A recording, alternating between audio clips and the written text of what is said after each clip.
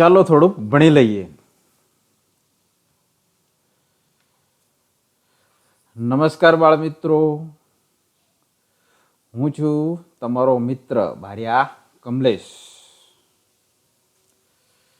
હવે આજે આપણે ધોરણ 6 ગણિત વિષય ગણિત પ્રકરણ 3 સંખ્યા સાથે રમત સ્વાધ્યાય 3.4 જોઈએ. પહેલો દાખલો છે સામાન્ય અવયવ શોધો. એ 20 અને 28. હવે આપણે 20ના અવયવો જોઈએ. 20ના અવયવો છે 1, 2, 4, 5, 10 અને 20. હવે 28ના અવયવો 1, 2, 4, 7, 14 અને 28. માટે 20 અને 28ના જે સામાન્ય અવયવો છે તે આપણે જોઈએ. માટે 20 અને 28ના સામાન્ય અવયવો 1, 2 અને 4 આ બંનેમાં જે કોમન છે એ લીધા આવે. હવે બી આઈટમ 15 અને 25. 15ના અવયવો 1, 3, 5 અને 15. હવે 25ના અવયવો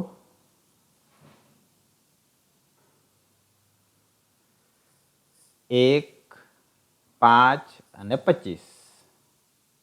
હવે બંનેમાં જે સામાન્ય અવયવ છે તે આપણે જોઈએ. માટે 15 અને 25 બંનેની અંદર જે છે અવયવ એમાં છે 1, 5, 1 અને 5. હવે સી આઈટમ 35 અને 50. 35ના અવયવો 1, 5, 7 અને 35. હવે 50ના જોઈએ.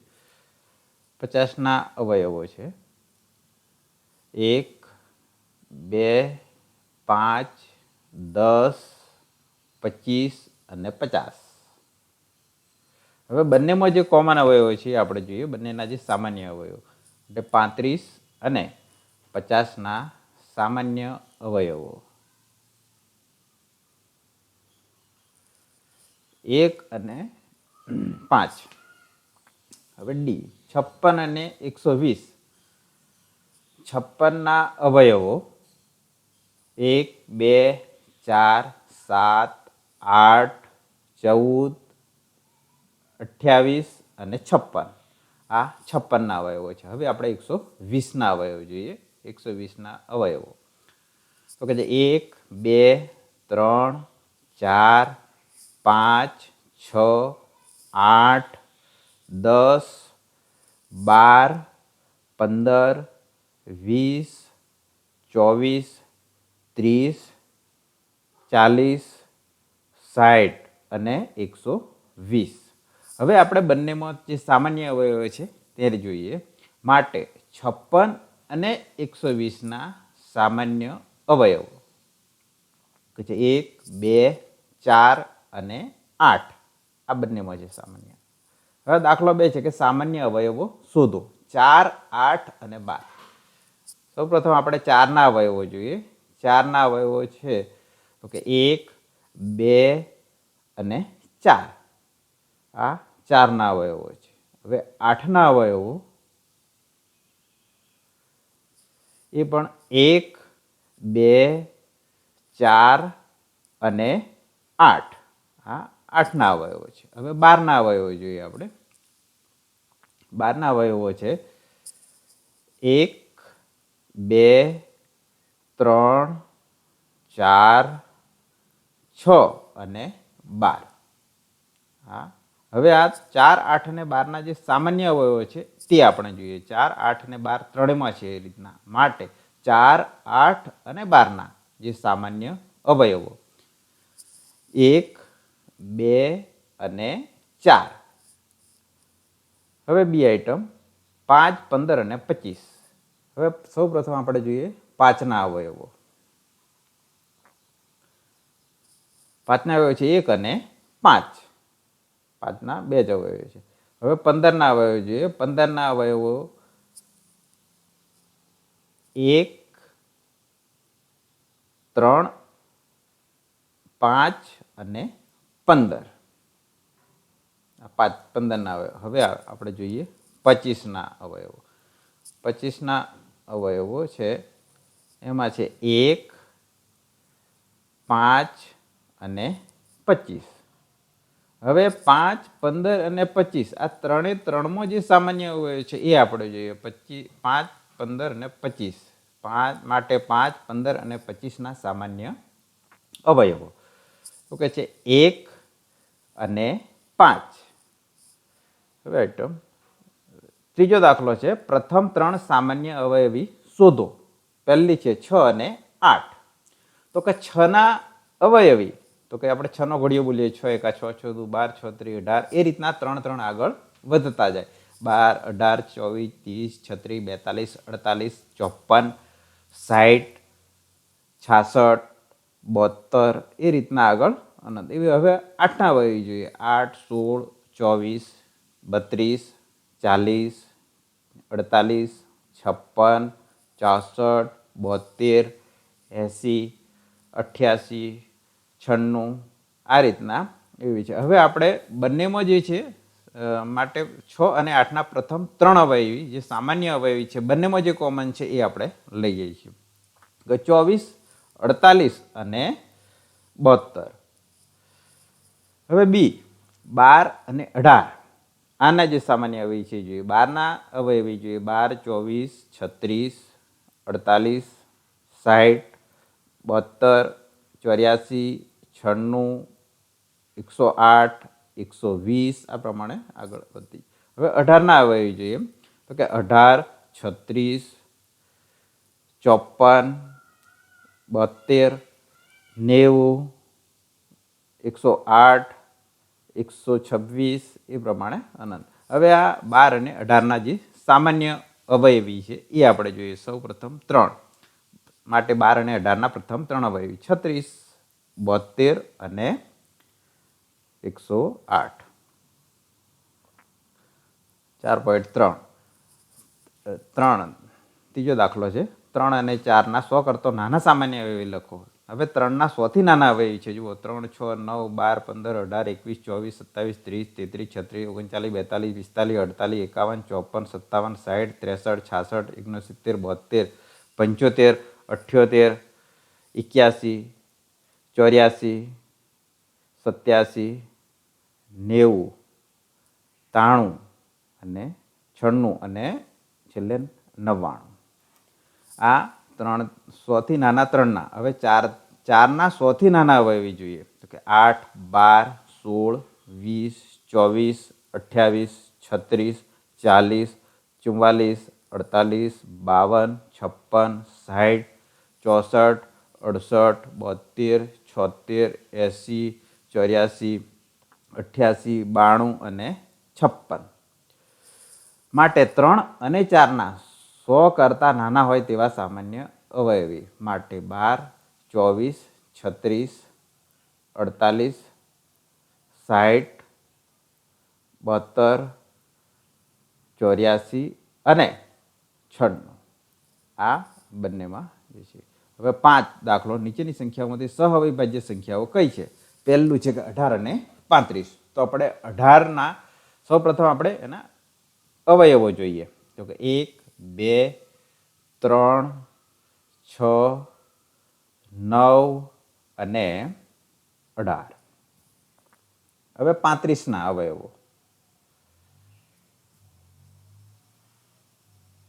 એમાં છે 1, 5, 7 અને 35.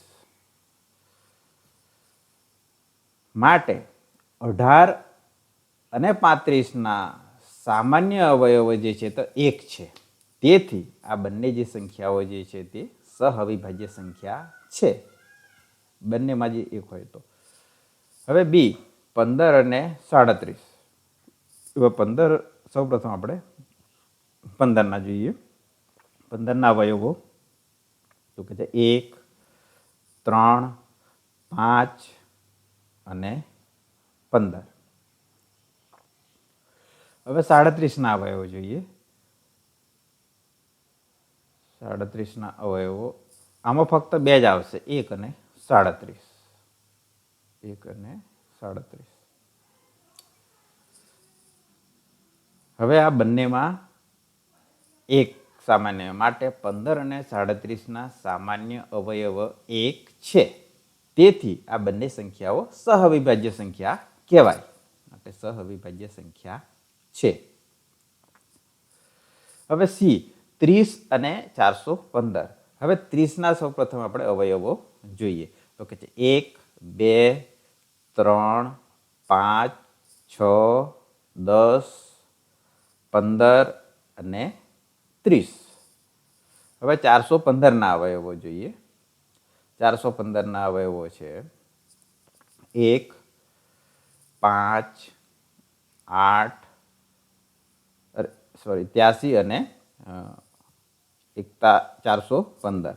માટે 30 અને 415ના જે સામાન્ય અવયવો 1 અને 5 છે. તેથી આ બંને સંખ્યાઓ સહઅવિભાજ્ય સંખ્યા કહેવાય નહીં. હવે ડી 17 અને 68. 17ના અવયવો 1 અને 17. 17ના બે જ છે કેમ કે અવિભાજ્ય સંખ્યા હોવાથી 17ના બે જ અવયવો. હવે 68ના અવયવો જોઈએ.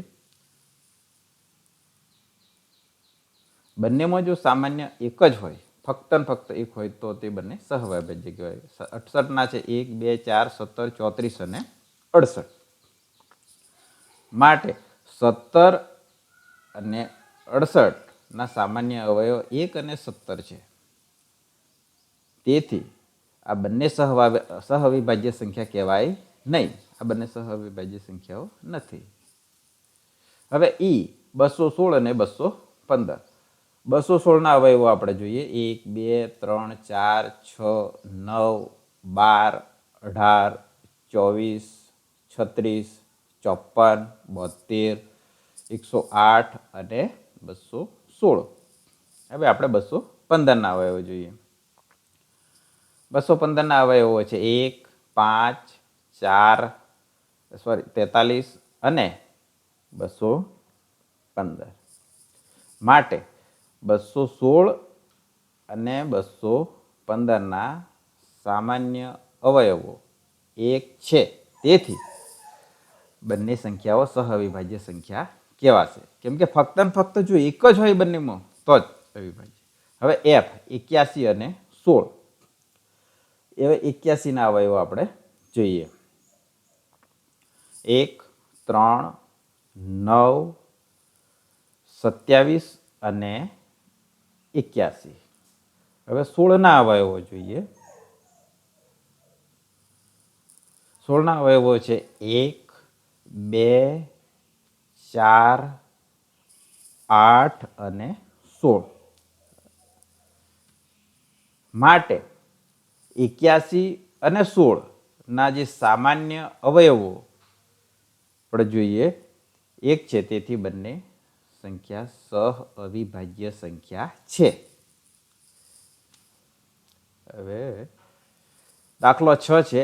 એક સંખ્યા 5 અને 12 વડે વિભાજ્ય છે તો તે સંખ્યા બીજી કઈ સંખ્યા વડે વિભાજ્ય છે? જો આપેલી સંખ્યાને 5 અને 12 બંને વડે નિશેષ ભાગી શકાય છે. માટે આપેલી સંખ્યાને 5 ગુણ્યા 12 બરાબર 60. 60 વડે પણ નિશેષ ભાગી શકાય. આમ આ સંખ્યા 60 વડે પણ વિભાજ્ય છે. હવે દાખલો 7. એક સંખ્યા 12 વડે વિભાજ્ય છે તો તે સંખ્યા બીજી કઈ સંખ્યા વડે વિભાજ્ય છે? તો કે આપેલ સંખ્યાને 2 વડે નિશેષ ભાગી શકાય છે. માટે આ સંખ્યાને 12ના અવયવો વડે પણ નિશેષ ભાગી શકાય.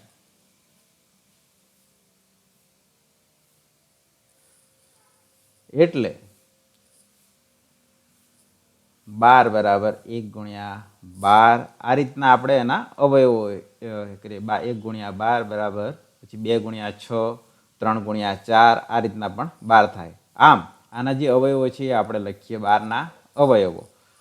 તો કહે છે કે 1, 2, 3, 4, 6 અને 12. માટે આપેલી સંખ્યા 1, 2, 3, 4 અને 6 વડે વિભાજ્ય છે.